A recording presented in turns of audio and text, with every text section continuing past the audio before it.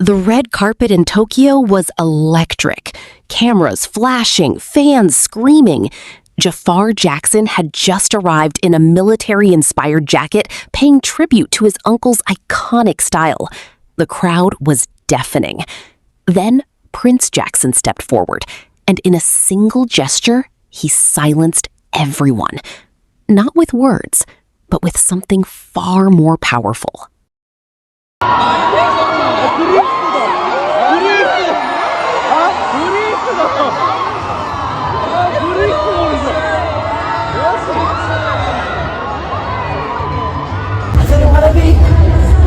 You got to be.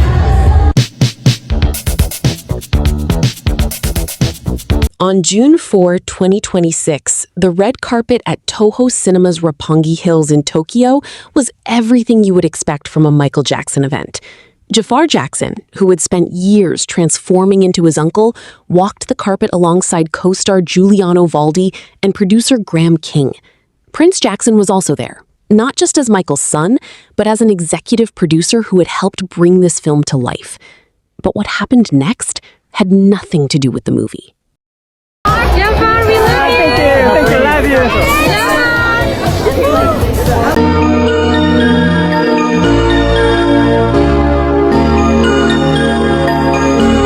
Japan has always held a sacred place in Michael Jackson's story.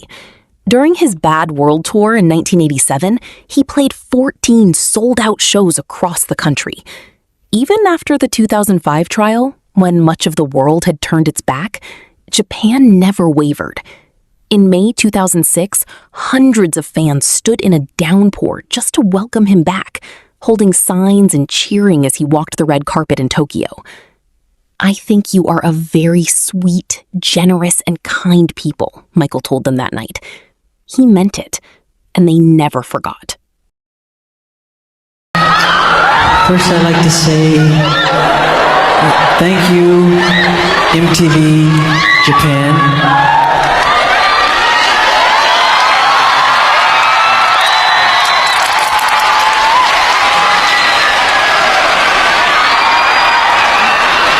The Japanese had loved Michael in ways that would never translate across the Pacific.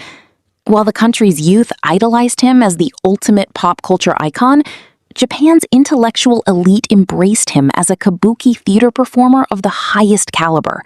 His stylized persona, his androgynous garb, his heavy white makeup, his high-pitched falsetto voice, all seeming to combine the most revered roles of traditional Japanese theater. He could project profound hurt and deep sadness that was part of every major kabuki performer's character, along with the sense that he held a deep mystery in his core. And frequently became tearful when met with emotional displays from cheering Japanese crowds. He returned that love repeatedly during his visits, blowing kisses, shouting "Aishiteru," "I love you," to thousands of fans, and visiting orphanages to bring joy to children. When he won a Legend Award at Tokyo's Yoyogi Olympic Stadium, he grew emotional on stage, thanking all the people who believed in me. His fans in Japan had always believed, even when it felt like no one else did.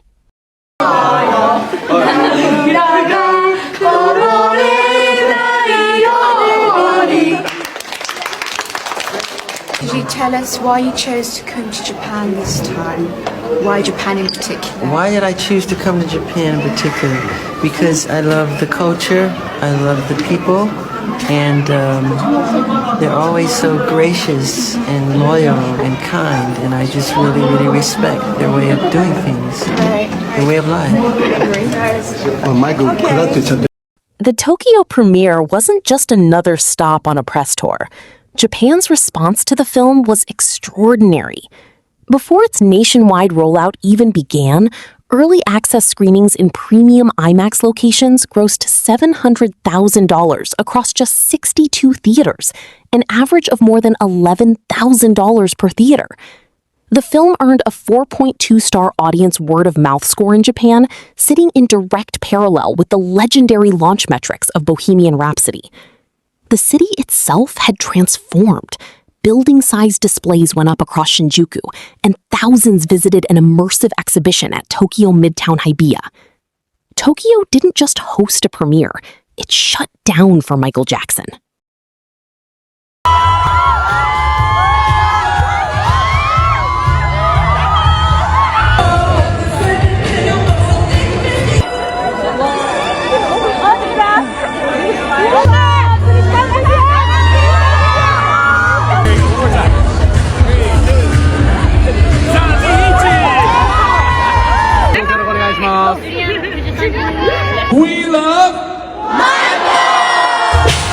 Then came the moment that silenced the crowd.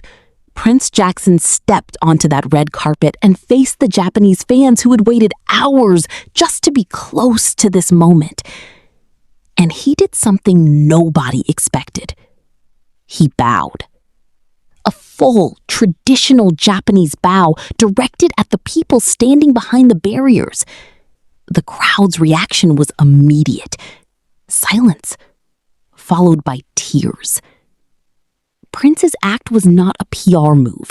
It was not rehearsed. It was a son acknowledging the people who never stopped loving his father when it cost them nothing to walk away. In that moment, 3 generations of love collided.